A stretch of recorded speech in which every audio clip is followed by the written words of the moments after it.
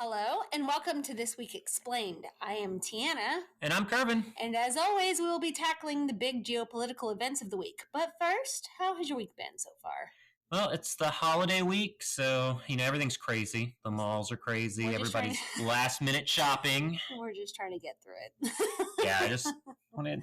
we said that last week. Just get the year over with, and we'll be fine. Yeah. So, the new year, we've got a ton of great things coming in the new year. Very secret, very special. Yep. But we're very excited about it, too. As a private intelligence company, it's got to be secret, right? Oh, that reminds me, the new Kingsman movie's out. I still haven't seen it. It's going to be, I think it's going to be awesome. It fits our wheelhouse. Well, really. I want to see it because I love Rasputin so much.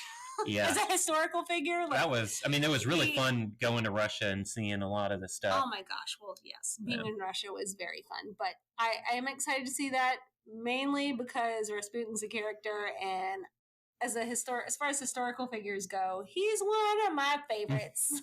He's such an interesting character, an interesting person. Yeah, why would you dose yourself with arsenic every day to build up your tolerance? Because you're like, I am. Aren't you microdosing these days? Not at all, especially not with arsenic.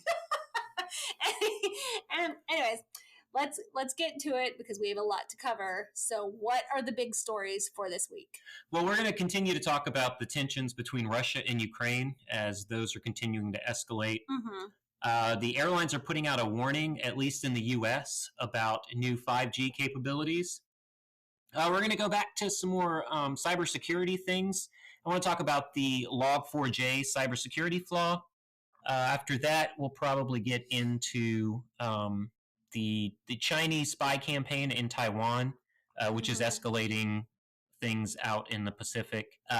Also, the former CIA directors recently released a statement on Iran and what they feel the president should do. And we're going to finish off, as always, with our little historical... History's Mysteries with Queen Elizabeth's Spy Master. Okay, all right. I'm excited about that. So, okay. Last week, we did a fairly robust update episode, but I will still ask, are there any updates from last week? Well, so I'm just going to go with this. Yeah. It's a story we've all been tracking for months, and it's only getting closer to an armed conflict.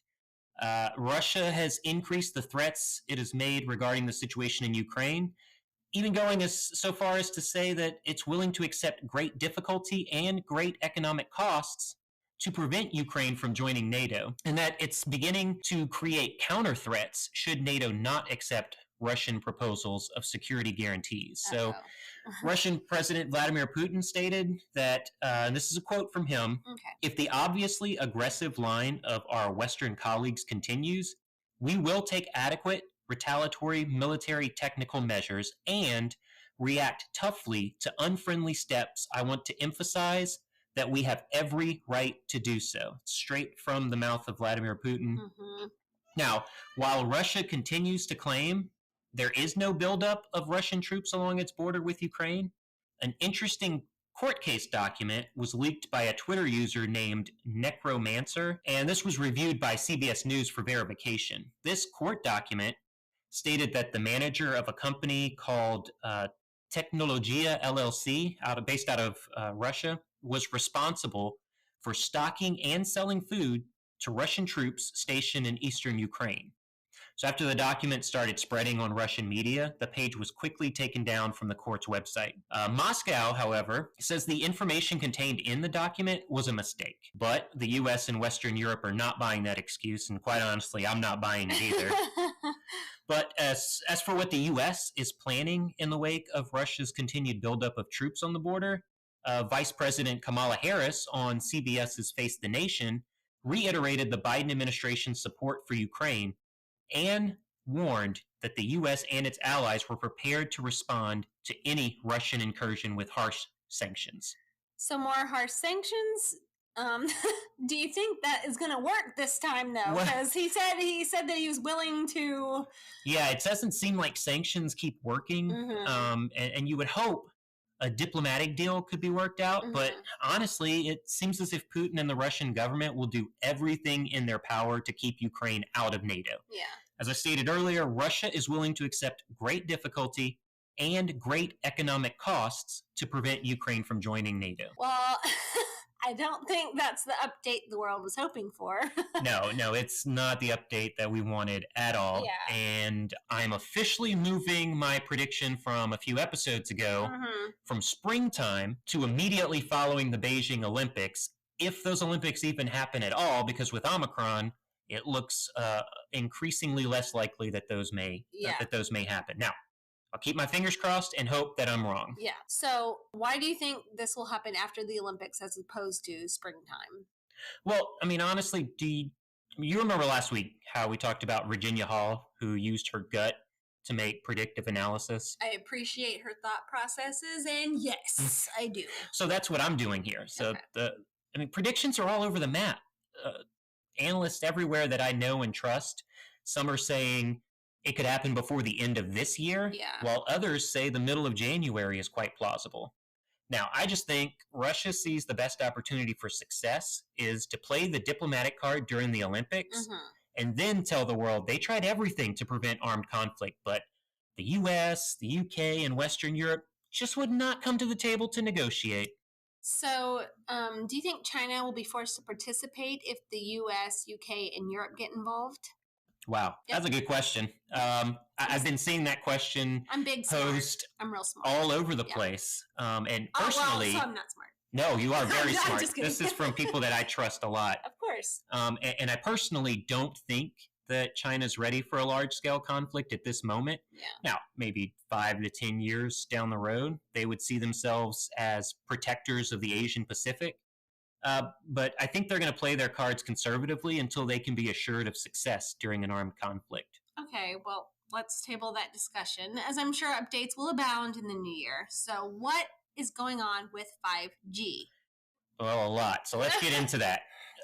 So let's first define what 5G is and what it isn't. All right, 5G is the 5th generation of mobile networks. And it only has to do with the chip that's implanted in your arm with the COVID. I'll get to that later when we talk about what's... Sorry about that, guys. I jumped the gun. Sorry. Now, it is the new standard after we've had 1G, 2G, 3G, and 4G networks. So 5G enables a new kind of network that is designed to connect virtually everyone and everything together, including machines, objects, and devices, and the metaverse. Yeah. So what 5G is not, like you were saying earlier, it is not a vast capitalist or a vast socialist or Chinese conspiracy for mind and population control. And no, it did not start the coronavirus pandemic. I'm sorry if that loses us listeners. Yeah. Actually, it's fine if it loses people who think that, like, we're okay. But no, I'm going to tell you right now, it did not start the coronavirus pandemic. That's a whole nother conspiracy we can get into on a later episode. Okay, well, with that out of the way, what is the warning this time? Well, in a letter to U.S. Transportation Secretary Pete Buttigieg, top executives at Boeing and Airbus warned that the technology could have an enormous negative impact on the aviation industry. Okay, well, how so? Well, they're quoted as stating 5G interference could adversely affect the ability of aircraft to safely operate. They also claim, had 5G rules been in effect in 2019, about 345,000 passenger flights and 5,400 cargo flights would have faced delays, diversions, or cancellations. So how many flights are handled in a year usually? Well, according to the FAA, it handles over 16 million flights a year. So if my math is correct, that's roughly 2% of passenger flights disrupted if the 5G rules were in place. I mean, that seems about right. Although for me, math is very hard. Math is hard for me too. Now, the U.S. alone has roughly 130 cancellations yearly, but that number's been spiking since the start of the coronavirus pandemic for obvious reasons. Obviously, yeah. But last week, United Airlines chief executive Scott Kirby said the FAA's 5G directives would bar the use of radio altimeters at about 40 of America's biggest airports. Yet, the U.S. wireless industry group has said 5G is safe and accused the aviation industry of fear-mongering and distorting facts.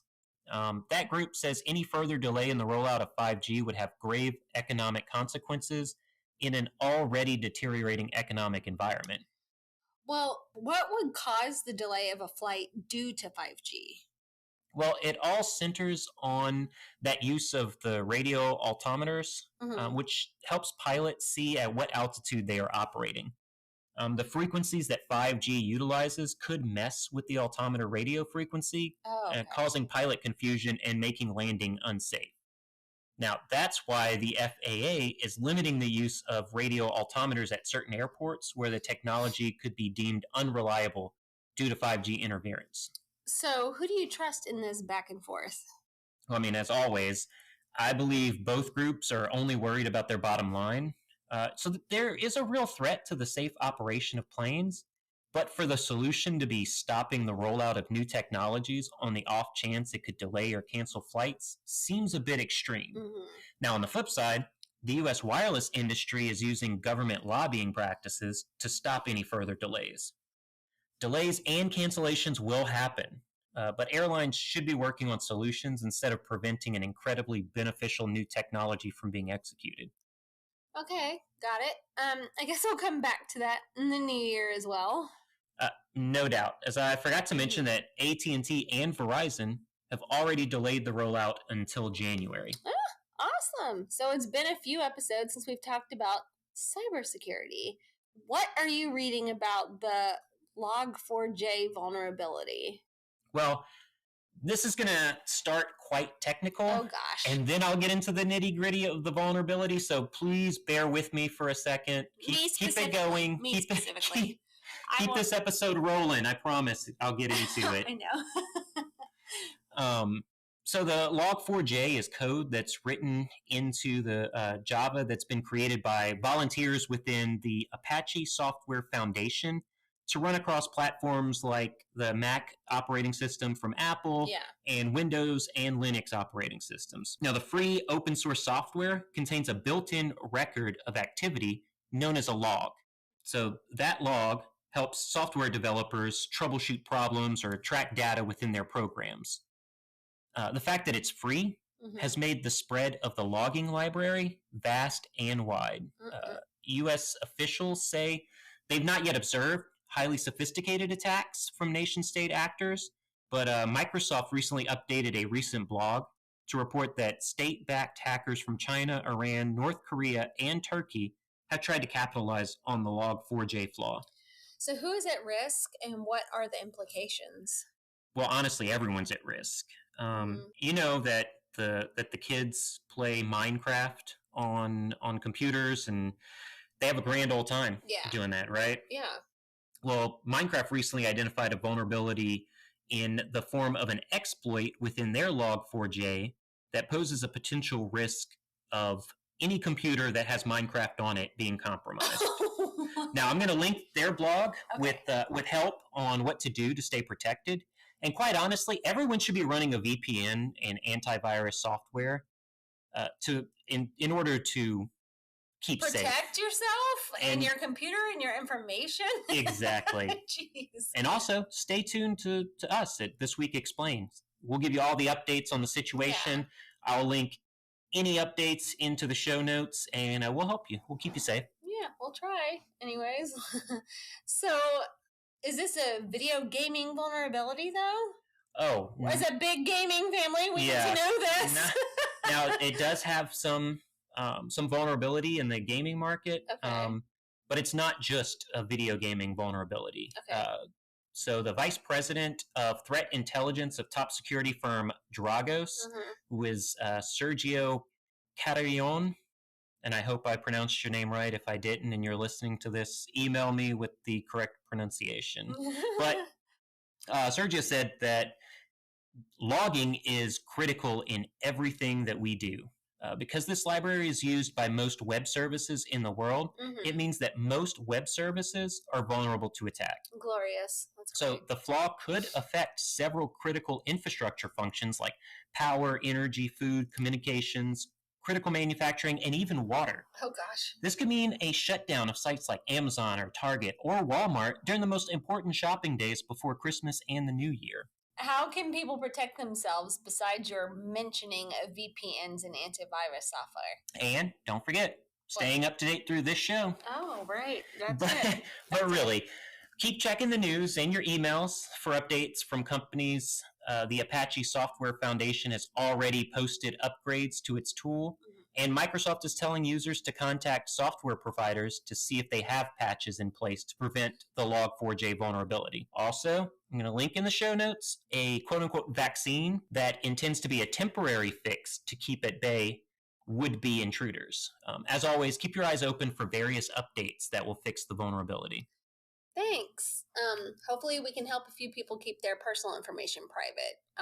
Time for the random China-Taiwan update. I know, it kind of doesn't really fit in the flowing where we're going. Is not that great, but we apologize. A lot of our talk does center around Russia and Ukraine for good reason. Yeah. Every day it seems like a new escalation, but let's not forget there is disputed territory in the Asian Pacific theater. Now, according to reports, China sent an aircraft carrier battle group through the Pacific Ocean amid tensions with Taiwan.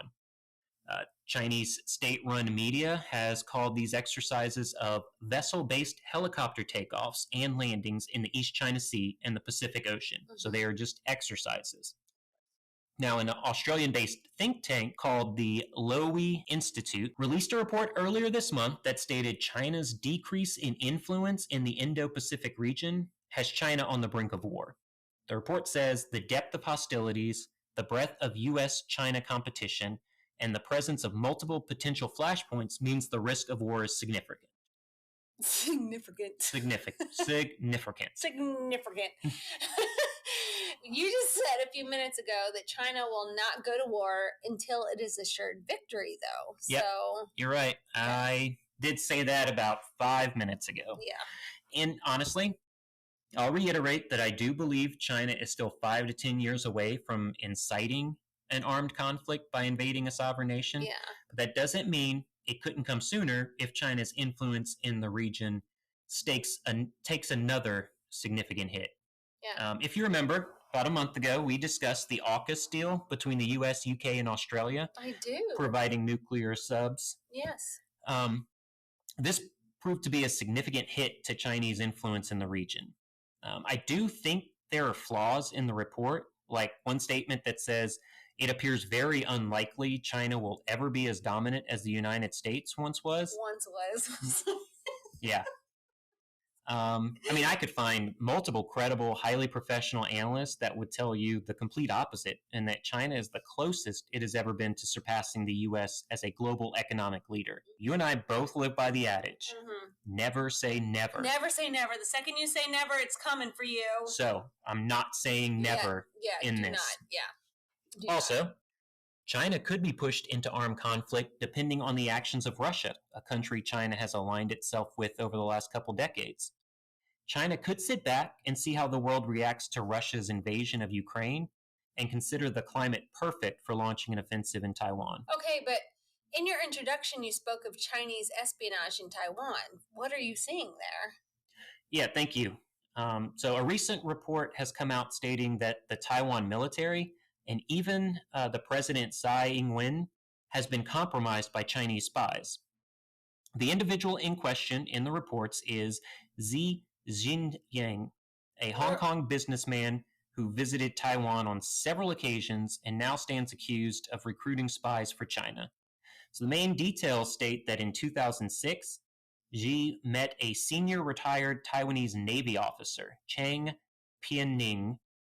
Chang would become one of Xi's agents, helping him penetrate Taiwan's active military leadership as part of a long-running Chinese operation to build a spy ring among several serving and retired military officers. A retired presidential security officer and a serving military police lieutenant colonel at the unit tasked with protecting the president were convicted earlier this year for leaking sensitive information about President Xi's security to a Chinese intelligence agency. So the Taiwan president is not aligned with China? No, not at all. She holds the view that Taiwan is an independent country called the Republic of China and has vowed to defend its democracy and freedom. What is Taiwan doing about these spies within their military ranks? The Ministry of National Defense has said that protective counterintelligence efforts have stopped China from penetrating the military, and that it employs education campaigns to encourage and reward officers and soldiers to report initial contact with quote-unquote criminals or Chinese spies. Well, let's hope things get better in the Indo-Pacific region. Do you want to talk about the CIA news? Let's do that one. Let's do that. So, former CIA directors have asked U.S. President Joe Biden to continue trying diplomatic solutions to ensure that the Iranian nuclear program remains solely for civilian purposes. They released a statement titled, "A Statement on Improving the Potential for a Diplomatic Resolution to the Iran Nuclear Challenge." That sounds like pretty old news. We ask for this on pretty much every episode. What is the story here, though? Awesome. So, yeah, the story here is the fact that I want to bring to light how sometimes the media latches onto a story and twists it to fit a narrative. Now, I don't keep it secret my disdain for the current state of media in its attempt to manipulate its readers. Yeah. So this comes from the publication The Intercept, and the title they created for this story is this: CIA directors call on Biden to threaten Iran militarily. So did the former directors say for the U.S. to threaten Iran militarily? Is that what they were saying? I'm going to be a lawyer here, and I don't like lawyers either. The answer to that is yes and no. Now, the headline is attention-grabbing, and by all intents and purposes, it is clickbait. Because if you actually read the statement, the authors urged the U.S. to continue to work on diplomacy with Iran. However, they said that President Joe Biden would need to make it clear a military solution remains on the table. So, is that a threat to use military or an attempt at diplomacy? And the answer is both. The actual statement from the authors is this. This is a quote directly. I'm not taking words out and mixing them around. This is a quote. This is copy and paste from their report. It says, "For the sake of our diplomatic effort to resolve this crisis, we believe it is vital to restore Iran's fear that its current nuclear path will trigger the use of force against it by the United States." So, that sounds military. Yeah. Now, they go on to say, "We believe a diplomatic agreement that fully and verifiably ensures Iran's nuclear program is solely for peaceful purposes remains the best way to address the nuclear challenge." I say all that to say this.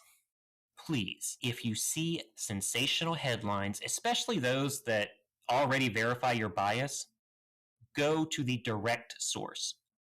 There is always more nuance to be found within the source material. And I'm not saying don't trust The Intercept or whatever media agency is using a clickbait headline. I'm saying verify through multiple source reporting.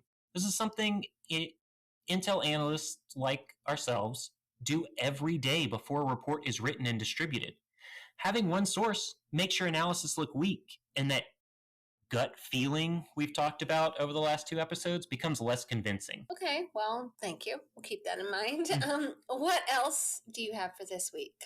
Well, honestly, this week I wanted to theme the story, the History's Mysteries, the spy story. Mysteries. Ding, ding, ding, around ding. Christmas. It's the holiday season.